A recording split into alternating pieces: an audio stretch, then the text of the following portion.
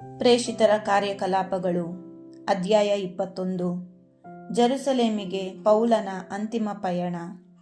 ನಾವು ಅವರನ್ನು ಬಿಟ್ಟು ಅಗಲಿದ ಮೇಲೆ ನೇರವಾಗಿ ನೌಕಾಯಾನ ಮಾಡಿ ಕೋಸ್ ದ್ವೀಪಕ್ಕೆ ಬಂದೆವು. ಮರುದಿನ ನಾವು ರೋದ ಎಂಬ ಸ್ಥಳವನ್ನು ತಲುಪಿ ಅಲ್ಲಿಂದ ಪತಾರಕ್ಕೆ ಹೋದೆವು. ಅಲ್ಲಿ ಫೆನಿಷಿಯಕ್ಕೆ ಹೋಗುವ ಹಡಗನ್ನು ಕಂಡು ಅದನ್ನೇರಿ ಪ್ರಯಾಣ ಮಾಡಿದೆವು. ಸೈಪ್ರಸ್ ಅನ್ನು ಸಮೀಪಿಸಿದಾಗ ಅದನ್ನು ಎಡಕ್ಕೆ ಬಿಟ್ಟು ಸಿರಿಯಾ ದೇಶದ ಕಡೆಗೆ ಸಾಗಿ ಟೈರ್ ಎಂಬಲ್ಲಿ ಬಂದು ಇಳಿದೆವು. ಇಲ್ಲಿ ಹಡಗಿನ ಸರಕನ್ನು ಇಳಿಸಬೇಕಾಗಿತ್ತು. ಅಲ್ಲಿಯ ಭಕ್ತಾದಿಗಳನ್ನು ಗುರುತು ಹಚ್ಚಿ 1 ವಾರ ಅವರೊಂದಿಗೆ ಇದ್ದೆವು. ಇವರು ಪವಿತ್ರಾತ್ಮ ಪ್ರೇರಣೆಯಿಂದ ಜೆರುಸಲೇಮಿಗೆ ಹೋಗಬಾರದೆಂದು ಪೌಲನಿಗೆ ತಿಳಿಸಿದರು. ಆದರೂ ಆ ದಿನಗಳು ಕಳೆದ ಮೇಲೆ ಅವರನ್ನು ಬಿಟ್ಟು ನಮ್ಮ ಪ್ರಯಾಣವನ್ನು ಮುಂದುವರಿಸಲು ಅನುವಾದೆವು. ಅವರಾದರೂ ಮಡದಿ ಮಕ್ಕಳೊಡನೆ ಪಟ್ಟಣ ಬಿಟ್ಟು ಸಮುದ್ರ ತೀರದವರೆಗೂ ನಮ್ಮೊಡನೆ ಬಂದರು. ಅಲ್ಲಿ ನಾವೆಲ್ಲರೂ ಮೊಣಕಾಲೂರಿ ಪ್ರಾರ್ಥನೆ ಮಾಡಿದೆವು. ಪರಸ್ಪರ ಬೀಳ್ಕೊಡುಗೆಯಾದ ಬಳಿಕ ಹಡಗನ್ನು ಹತ್ತಿದೆವು. ಅವರು ತಮ್ಮ ತಮ್ಮ ಮನೆಗಳಿಗೆ ಹಿಂದಿರುಗಿದರು. ಟೈರ್ನಿಂದ ಹೊರಟು ತೊಲೋಮಾಯ ಎಂಬಲ್ಲಿಗೆ ಬಂದಿಳಿದೆವು. ಅಲ್ಲಿ ಭಕ್ತಾದಿಗಳನ್ನು ವಂದಿಸಿ ಅವರೊಡನೆ 1 ದಿನ ಇದ್ದೆವು. ಮಾರನೆಯ ದಿನ ಅಲ್ಲಿಂದ ಹೊರಟು ಸೆಜರೆಯಕ್ಕೆ ಬಂದೆವು. ಅಲ್ಲಿ ಶುಭ ಸಂದೇಶ ಪ್ರಚಾರಕ ಫಿಲಿಪ್ಪನ ಮನೆಗೆ ಹೋಗಿ ಅವನೊಡನೆ ತಂಗಿದೆವು. ಜೆರುಸಲೇಮಿನಲ್ಲಿ ಆಯ್ಕೆಯಾದ 7 ಮಂದಿಯಲ್ಲಿ ಇವನು ಒಬ್ಬನು. ಅವನಿಗೆ 4 ಮಂದಿ ಅವಿವಾಹಿತ ಹೆಣ್ಣು ಮಕ್ಕಳಿದ್ದರು. ಇವರು ದೇವರ ವಾಕ್ಯವನ್ನು ಪ್ರಚಾರ ಮಾಡುತ್ತಿದ್ದರು. ಅಲ್ಲಿ ನಾವು ಕೆಲವು ದಿನ ಇದ್ದೆವು. ಆಗ ಅಗಬ ಎಂಬ ಪ್ರವಾದಿ ನಮ್ಮನ್ನು ನೋಡಲು ಜುದೇಯದಿಂದ ಬಂದನು. ಅವನು ಪೌಲನ ಸೊಂಟಪಟ್ಟಿಯನ್ನು ತೆಗೆದುಕೊಂಡು ತನ್ನ ಕೈ ಕಾಲುಗಳನ್ನು ಬಿಗಿದುಕೊಂಡು, ಪವಿತ್ರಾತ್ಮ ಹೀಗೆನ್ನುತ್ತಾರೆ, ಈ ಸೊಂಟಪಟ್ಟಿಯು ಯಾರದೋ ಅವನನ್ನು ಜೆರುಸಲೇಮಿನಲ್ಲಿ ಯಹೂದ್ಯರು ಹೀಗೆಯೇ ಕಟ್ಟಿ ಅನ್ಯ ಧರ್ಮೀಯರ ವಶಕ್ಕೆ ಒಪ್ಪಿಸುವರು ಎಂದನು. ಈ ಮಾತುಗಳನ್ನು ಕೇಳಿದ ನಾವು ಅಲ್ಲಿದ್ದವರು ಪೌಲನನ್ನು ಜೆರುಸಲೇಮಿಗೆ ಹೋಗಬಾರದೆಂದು ಕಳಕಳಿಯಿಂದ ಕೇಳಿಕೊಂಡೆವು. ಅದಕ್ಕೆ ಅವನು ಪ್ರತ್ಯುತ್ತರವಾಗಿ, ನೀವು ಮಾಡುತ್ತಿರುವುದಾದರೂ ಏನು? ನಿಮ್ಮ ಅಳುವಿನಿಂದ ನನ್ನ ಹೃದಯವನ್ನು ಸೀಳುತ್ತಿರುವಿರಾ? ನಾನು ಜೆರುಸಲೇಮಿನಲ್ಲಿ ಬಂಧಿತನಾಗುವುದಕ್ಕೆ ಮಾತ್ರವಲ್ಲ, ಪ್ರಭು ಯೇಸುವಿಗಾಗಿ ಸಾಯುವುದಕ್ಕೂ ಸಿದ್ಧನಾಗಿದ್ದೇನೆ ಎಂದನು. ಪೌಲನು ಸಮ್ಮತಿಸುವುದಿಲ್ಲವೆಂದು ನಮಗೆ ಸ್ಪಷ್ಟವಾದಾಗ, ಪ್ರಭುವಿನ ಚಿತ್ತದಂತೆ ಆಗಲಿ ಎಂದು ಸುಮ್ಮನಾದೆವು. ಕೆಲವು ದಿನಗಳಾದ ಮೇಲೆ ನಾವು ಪ್ರಯಾಣ ಸಿದ್ಧತೆಗಳನ್ನು ಮಾಡಿಕೊಂಡು ಹೊರಟೆವು. ಸೆಜರೆಯ ಪಟ್ಟಣದಿಂದ ಕೆಲವು ಶಿಷ್ಯರು ನಮ್ಮೊಡನೆ ಬಂದರು. ನಾವು ತಂಗಲಿದ್ದ ಸೈಪ್ರಸಿನ ಮ್ನಾಸೋನ ಎಂಬವನ ಮನೆಗೆ ಅವರು ನಮ್ಮನ್ನು ಕರೆದುಕೊಂಡು ಹೋದರು. ಈ ಮ್ನಾಸೋನನು ಆದಿಶಿಷ್ಯರಲ್ಲಿ ಒಬ್ಬನಾಗಿದ್ದನು. ಕ್ರೈಸ್ತ ಹಿರಿಯರು ಪೌಲನಿಗೆ ಕೊಟ್ಟ ಸಲಹೆ. ನಾವು ಜೆರುಸಲೇಮಿಗೆ ಬಂದಾಗ ಅಲ್ಲಿನ ಸಹೋದರರು ನಮ್ಮನ್ನು ಸಂತೋಷದಿಂದ ಸ್ವಾಗತಿಸಿದರು. ಮಾರನೆಯ ದಿನ ಪೌಲನು ನಮ್ಮನ್ನು ಕರೆದುಕೊಂಡು ಯಾಕೋಬನನ್ನು ನೋಡಲು ಹೋದನು. ಧರ್ಮಸಭೆಯ ಹಿರಿಯರೆಲ್ಲರೂ ಅಲ್ಲಿ ಹಾಜರಿದ್ದರು. ಪೌಲನು ಅವರಿಗೆ ನಮಸ್ಕರಿಸಿ ತನ್ನ ಸೇವೆಯ ಮೂಲಕ ದೇವರು ಯಹೂದ್ಯೇತರರ ಮಧ್ಯೆ ಮಾಡಿದ ಮಹತ್ ಕಾರ್ಯಗಳನ್ನು ಒಂದೊಂದಾಗಿ ವರದಿ ಮಾಡಿದನು. ಇದನ್ನು ಕೇಳಿದ ಅವರು ದೇವರನ್ನು ಕೊಂಡಾಡಿದರು. ಅನಂತರ ಅವರು ಪೌಲನಿಗೆ ಹೀಗೆಂದರು, ಸಹೋದರ, ನಿನಗೆ ತಿಳಿದಿರುವಂತೆ ಯಹೂದ್ಯರಲ್ಲಿ ಭಕ್ತ ವಿಶ್ವಾಸಿಗಳಾಗಿರುವವರು ಸಾವಿರಾರು ಮಂದಿ ಇದ್ದಾರೆ. ಅವರೆಲ್ಲರೂ ಯಹೂದ್ಯ ಧರ್ಮಶಾಸ್ತ್ರದಲ್ಲಿ ಬಹಳ ಶ್ರದ್ಧೆ ಉಳ್ಳವರು. ನಿನ್ನ ವಿಷಯ ಅವರಿಗೆ ತಿಳಿದು ಬಂದಿದೆ. ಅದೇನೆಂದರೆ, ನೀನು ಅನ್ಯ ಧರ್ಮೀಯರ ನಡುವೆ ವಾಸಿಸುತ್ತಿರುವ ಯಹೂದ್ಯರೆಲ್ಲರಿಗೆ ನೀವು ಮೋಶೆಯ ನೇಮ ನಿಯಮಗಳನ್ನು ಅನುಸರಿಸಬಾರದು, ನಿಮ್ಮ ಮಕ್ಕಳಿಗೆ ಸುನ್ನತಿಯನ್ನು ಮಾಡಿಸಬಾರದು, ಯಹೂದ್ಯ ಸಂಪ್ರದಾಯಗಳನ್ನು ಆಚರಿಸಬಾರದು ಎಂದು ಬೋಧಿಸುತ್ತಿರುವಿಯಂತೆ. ನೀನು ಇಲ್ಲಿಗೆ ಬಂದಿರುವುದು ಅವರಿಗೆ ಖಂಡಿತವಾಗಿ ತಿಳಿದೇ ತಿಳಿಯುತ್ತದೆ. ಈಗ ಏನು ಮಾಡೋಣ?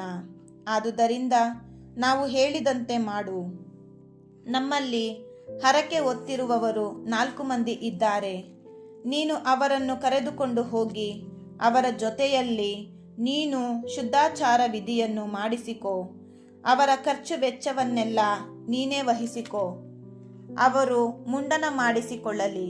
ಹೀಗೆ ಮಾಡಿದರೆ ನಿನ್ನ ಬಗ್ಗೆ ಅವರು ಕೇಳಿಸಿಕೊಂಡಿರುವ ವಿಷಯ ನಿಜವಲ್ಲವೆಂದು ನೀನು ಕೂಡ ಮೋಶೆಯ ಧರ್ಮಶಾಸ್ತ್ರಕ್ಕೆ ಅನುಸಾರವಾಗಿ ನಡೆಯುತ್ತಿರುವೆ ಎಂದು ಅವರೆಲ್ಲರಿಗೂ ಮನವರಿಕೆಯಾಗುವುದು. ವಿಶ್ವಾಸಿಗಳಾಗಿರುವ ಯಹೂದ್ಯೇತರಿಗಾದರೋ ನಾವೀಗಲೇ ಪತ್ರವನ್ನು ಕಳುಹಿಸಿದ್ದೇವೆ. ಅದರಲ್ಲಿ ಅವರು ವಿಗ್ರಹಗಳಿಗೆ ಅರ್ಪಿಸಿದ ನೈವೇದ್ಯವನ್ನು ಸೇವಿಸಬಾರದು, ಅನೈತಿಕತೆಯಿಂದ ದೂರವಿರಬೇಕು, ರಕ್ತವನ್ನಾಗಲಿ ಕುತ್ತಿಗೆ ಹಿಸುಕಿ ಕೊಂದ ಪ್ರಾಣಿಗಳನ್ನಾಗಲಿ ತಿನ್ನಬಾರದು ಎಂದು ತೀರ್ಮಾನ ಕೊಟ್ಟಿದ್ದೇವೆ ಎಂದರು. ಅಂತೆಯೇ ಪೌಲನು ಮಾರನೆಯ ದಿನ ಆ 4ರೊಡನೆ ಹೋಗಿ ಶುದ್ಧಾಚಾರದ ವಿಧಿಯನ್ನು ನೆರವೇರಿಸಿದನು. ಅನಂತರ ಶುದ್ಧಾಚಾರ ಮುಗಿಯುವ ದಿನವನ್ನು ತಿಳಿಸುವುದಕ್ಕಾಗಿ ಮಹಾದೇವಾಲಯಕ್ಕೆ ಹೋದನು. ಅವರಲ್ಲಿ ಪ್ರತಿಯೊಬ್ಬನಿಗಾಗಿ ಯಾವಾಗ ಬಲಿಯರ್ಪಣೆಯಾಗುವುದೆಂದು ಅಲ್ಲಿ ಸೂಚಿಸಿದನು. ಪೌಲನ ಬಂಧನ. ಶುದ್ಧಾಚಾರದ 7 ದಿನಗಳ ಅವಧಿ ಮುಗಿಯುತ್ತಿದ್ದಂತೆ ಏಷ್ಯಾದ ಕೆಲವು ಯಹೂದ್ಯರು ಪೌಲನನ್ನು ದೇವಾಲಯದಲ್ಲಿ ಕಂಡರು. ಕೂಡಲೇ ಅವರು ಜನಸಮೂಹವನ್ನು ಉದ್ರೇಕಿಸಿ ಪೌಲನನ್ನು ಹಿಡಿದರು. ಇಸ್ರಾಯೇಲಿನ ಮಹಾಜನರೇ, ಬೇಗ ಬನ್ನಿ. ನಮ್ಮ ಜನಾಂಗಕ್ಕೂ ನಮ್ಮ ಧರ್ಮಶಾಸ್ತ್ರಕ್ಕೂ ಈ ಮಹಾದೇವಾಲಯಕ್ಕೂ ವಿರುದ್ಧವಾಗಿ ಬೋಧಿಸುವ ವ್ಯಕ್ತಿ ಇವನೇ. ಎಲ್ಲೆಡೆಯಲ್ಲೂ ಎಲ್ಲರಿಗೂ ಇವನು ನಮಗೆ ವಿರುದ್ಧವಾಗಿ ಬೋಧಿಸುತ್ತಾನೆ. ಅಷ್ಟು ಮಾತ್ರವಲ್ಲ, ಈ ಪವಿತ್ರಾಲಯದೊಳಕ್ಕೆ ಅನ್ಯ ಧರ್ಮೀಯರನ್ನು ಕರೆತಂದು ಇದನ್ನು ಭ್ರಷ್ಟಗೊಳಿಸಿದ್ದಾನೆ ಎಂದು ಕೂಗಿಕೊಂಡರು. ಎಫೆಸದ ತ್ರೋಫಿಮ ಎಂಬವನು ಪೌಲನ ಸಂಗಡ ಪಟ್ಟಣದಲ್ಲಿ ಇದ್ದುದನ್ನು ಅವರು ನೋಡಿದ್ದರು. ಈಗ ಅವನನ್ನು ದೇವಾಲಯದೊಳಕ್ಕೆ ಪೌಲನು ಕರೆದುಕೊಂಡು ಬಂದಿರಬಹುದೆಂದು ಅವರು ಭಾವಿಸಿದರು. ಪಟ್ಟಣದಲ್ಲೆಲ್ಲ ಕೋಲಾಹಲವೆದ್ದಿತು. ಜನರು 4 ದಿಕ್ಕುಗಳಿಂದಲೂ ಓಡಿ ಬಂದರು. ಪೌಲನನ್ನು ದೇವಾಲಯದಿಂದ ಹೊರಗೆ ಎಳೆದು ಹಾಕಿ ಮಹಾದೇವಾಲಯದ ದ್ವಾರಗಳನ್ನು ಮುಚ್ಚಿದರು. ಜನರ ಗುಂಪು ಪೌಲನನ್ನು ಕೊಲ್ಲಲು ಯತ್ನಿಸುತ್ತಿದ್ದಾಗ ಜೆರುಸಲೇಮಿನಾದ್ಯಂತ ಗಲಭೆಯುಂಟಾಗಿದೆ ಎಂದು ಅಲ್ಲಿನ ರೋಮ್ ಸೈನ್ಯಾಧಿಪತಿಗೆ ವರದಿ ಬಂದಿತು. ಆ ಕ್ಷಣವೇ ಅವನು ಕೆಲವು ಶತಾಧಿಪತಿಗಳನ್ನು ಸೈನಿಕರನ್ನು ಕರೆದುಕೊಂಡು ಜನಸಮೂಹವಿದ್ದ ಕಡೆ ಧಾವಿಸಿದನು. ಸೈನಿಕರೊಡನೆ ಬರುತ್ತಿರುವ ಸೈನ್ಯಾಧಿಪತಿಯನ್ನು ಕಂಡು ಜನರು ಪೌಲನನ್ನು ಹೊಡೆಯುವುದನ್ನು ನಿಲ್ಲಿಸಿದರು. ಸೈನ್ಯಾಧಿಪತಿ ಹತ್ತಿರಕ್ಕೆ ಬಂದು ಪೌಲನನ್ನು ಬಂಧಿಸಿ 2 ಸರಪಣಿಗಳಿಂದ ಅವನನ್ನು ಕಟ್ಟುವಂತೆ ಆಜ್ಞಾಪಿಸಿದನು. ಇವನು ಯಾರು? ಇವನು ಮಾಡಿದ್ದೇನು ಎಂದು ವಿಚಾರಿಸಿದನು. ಜನಜಂಗುಳಿಯಲ್ಲಿ ಹಲವರು ಹಲವಿಧವಾಗಿ ಕೂಗಾಡತೊಡಗಿದರು. ಗದ್ದಲ ಹೆಚ್ಚಾಗಿದ್ದುದರಿಂದ ಸೈನ್ಯಾಧಿಪತಿಗೆ ನಿಜ ಸ್ಥಿತಿಯನ್ನು ತಿಳಿಯಲಾಗಲಿಲ್ಲ. ಆದುದರಿಂದ ಪೌಲನನ್ನು ಕೋಟೆಯೊಳಕ್ಕೆ ಕೊಂಡೊಯ್ಯುವಂತೆ ಆಜ್ಞಾಪಿಸಿದನು. ಪೌಲನನ್ನು ಮೆಟ್ಟಿಲುಗಳವರೆಗೆ ಕರೆದುಕೊಂಡು ಬರಲಾಯಿತು. ಅನಂತರ ಜನರ ನೂಕು ನುಗ್ಗಲಿನ ನಿಮಿತ್ತ ಅವನನ್ನು ಸೈನಿಕರು ಹೊತ್ತುಕೊಂಡು ಹೋಗಬೇಕಾಯಿತು.